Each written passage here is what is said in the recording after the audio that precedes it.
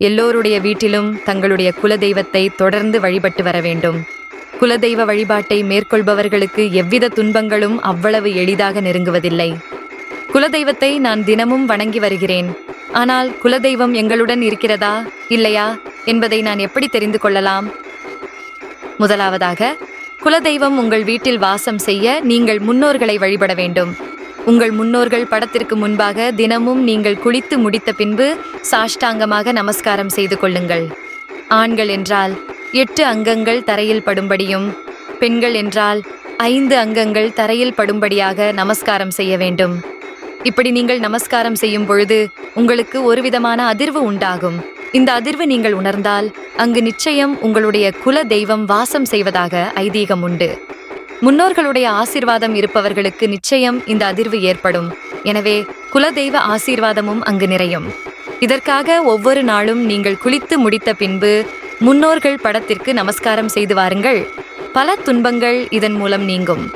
பொதுவாக பூஜை அறையில் பல்லிகள் நிச்சயம் இருக்க வேண்டும்.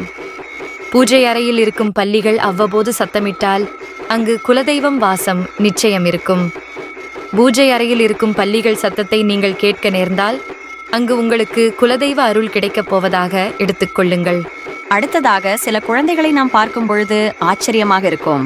அந்த குழந்தை அதன் தாத்தா பாட்டியை போன்றோ அல்லது உறவினர்களை பிரதிபலிப்பதாகவோ உங்களுக்கு தோன்றும்.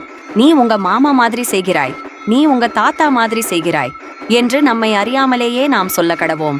அப்படி சொல்லும் பொழுது அங்கு குலதெய்வம் வாசம் செய்வதாக ஐதீகம் உண்டு. நீங்கள் தினமும் காக்கைக்கு சோறு வைக்கும் பழக்கமுடையவர்களாக இருந்தால் நிச்சயம் இதை உற்று நோக்கி பாருங்கள். நீங்கள் சாதம் வைக்கும் பொழுது காக்கை சாதத்தை சாப்பிடாமல் சிறிது நேரம் அமைதியாக வீட்டை பார்த்து கொண்டே இருக்கும். கொஞ்ச நேரம் கழித்துதான் அது சாப்பிட துவங்கும். இதை கவனித்து பார்த்தால் தெரியும். இப்படி காக்கை உங்கள் வீட்டை நோக்கி பார்த்து கொண்டே இருந்தால் அங்கு குலதெய்வ அருள் நிச்சயம் இருக்கும். குலதெய்வம் வாசம் செய்வதால் தான் பித்ருக்கள் ரூபமாக காக்கை நம் வீட்டை உற்று நோக்குகிறது. உடல்நிலை சரியில்லை என்றால் கோவிலுக்கு உப்பும் மிளகும் தானமாக கொடுப்பது வழக்கம். உப்பு மிளகு தானம் கொடுத்தால் உடலில் இருக்கும் நோய்கள் அகலும் என்பது ஆன்மீக நம்பிக்கையாக இருந்து வருகிறது.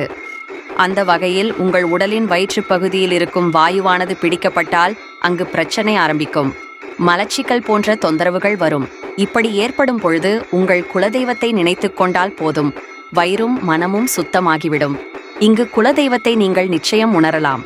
இப்படி ஒவ்வொரு விஷயத்திலும் குலதெய்வம் இருக்கிறதா இல்லையா என்பதை நம்மால் உணர்ந்து கொள்ள முடியும். நன்றி, வணக்கம்.